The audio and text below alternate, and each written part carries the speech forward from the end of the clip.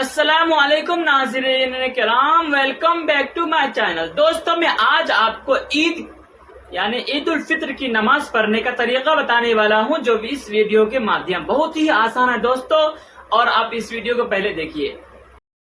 لوگ عید کی نماز کو بہت مشکل سمجھتے ہیں اور سوچتے ہیں کہ کیسے پڑھیں۔ آسان سی بات ہے، ہم نے 2 رکعت نماز پڑھنی ہے اور اس کی نیت اس طرح کرنی ہے۔ نیت کی میں نے نماز عید الفطر واجب ادا کرنے کی، واسطے اللہ کے منہ میرا کعبہ شریف کی طرف، پیچھے اس امام کے 6 تکبیروں کے ساتھ۔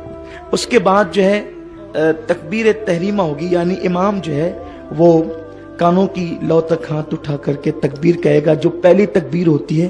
آپ نے بھی تکبیر تحریمہ کہہ کر ناف کے نیچے ہاتھ باندھ لینا ہے۔ امام صاحب ثنا پڑھیں گے، آپ نے بھی ثنا پڑھنی ہے۔ ثنا پڑھنے کے بعد ہمارے معمول سے ہٹ کر 3 تکبیریں ہوگی۔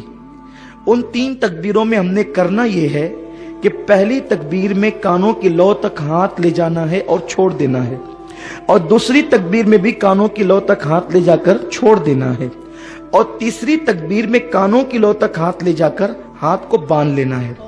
2 تکبیروں میں ہاتھ چھوڑ دینا ہے اور تیسری تکبیر میں ہاتھ کو باندھ لینا ہے۔ اس کے بعد قرات ہوگی، رکوع سجود ہوں گے، پھر دوسری رکعت کے لیے ہم کھڑے ہوں گے تو قرات ہوگی، اور جب قرات مکمل ہو جائے گی تو اب 4 تکبیریں ہوں گی۔ حالانکہ اصل میں وہ 3 ہی تکبیریں، لیکن آپ کو سمجھانے کے لیے 4 تکبیریں ہوگی۔ 3 تکبیروں پر آپ کو کانوں کی لو تک ہاتھ لے جا کر کے چھوڑ دینا ہے، اور چوتھی جو تکبیر ہوگی وہ ہماری رکوع کی تکبیر ہے، اس لیے ہمیں اس میں کان کی لو تک ہاتھ نہیں لے جانا ہے، بلکہ اللہ اکبر کہتے ہوئے سیدھا رکوع میں چلے جانا ہے۔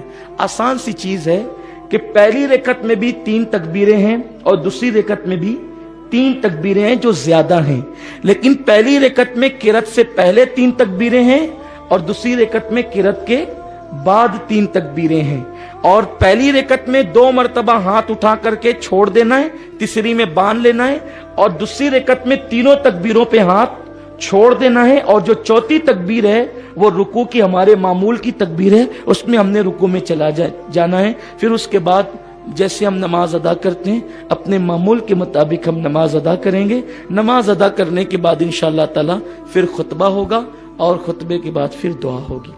اللہ تعالی فضل فرمائے۔ کیسا لگا آپ کو ویڈیو؟ بہت ہی آسان ہے، اور عید سے پہلے عید کی نماز سے پہلے آپ اس ویڈیو کو شیئر کر دیجئے اپنے دوستوں کو، اپنے جاننے والوں کو۔